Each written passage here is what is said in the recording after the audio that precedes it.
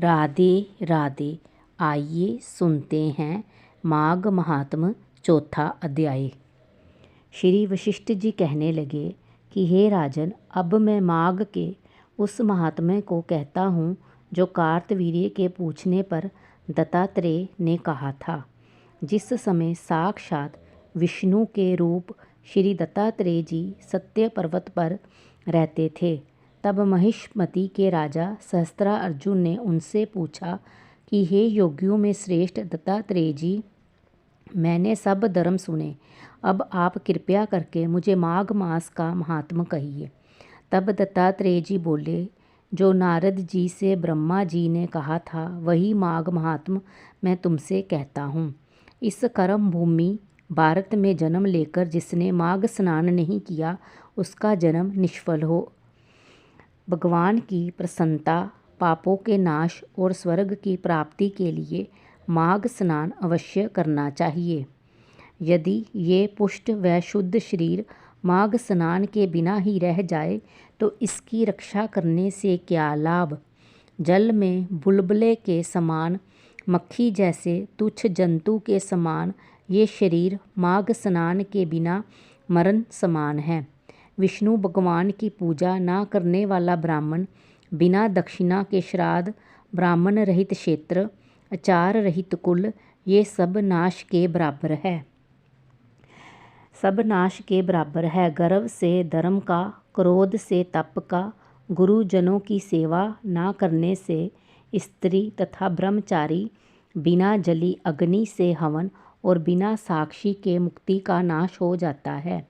जीविका के लिए कहने वाली कथा, अपने ही लिए बनाए हुए भोजन की क्रिया, शूद्र से भिक्षा लेकर किया हुआ यज्ञ तथा कंजूस का धन, ये सब नाश के कारण हैं।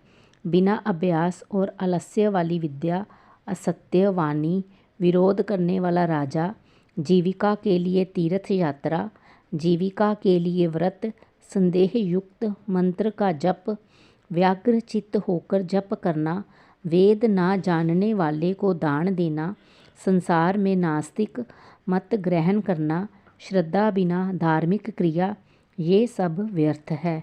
और जिस तरह दरिद्र का जीना व्यर्थ है, उसी तरह माघ स्नान के बिना मनुष्य का जीना व्यर्थ है। ब्रह्मघाती, सोना चुराने वाला, मदिरा पीने वाला, गुरु पत्नीगामी और इन चारों की संगति करने वाला माघ मास में स्नान से पवित्र होता है। जल कहता है कि सूर्योदय से पहले जो मुझ में स्नान करता है, मैं उसके बड़े से बड़े पापों का नष्ट करता हूँ। महापातक भी स्नान करने से भस्म हो जाते हैं। माघ मास के स्नान का जब समय आ जाता है तो सब पाप अपने नाश के भय से कांप जाते हैं। जैसे मेघों से मुक्त होकर चंद्रमा प्रकाश करता है, वैसे ही श्रेष्ठ मनुष्य माघ मास में स्नान करके प्रकाशमान होते हैं।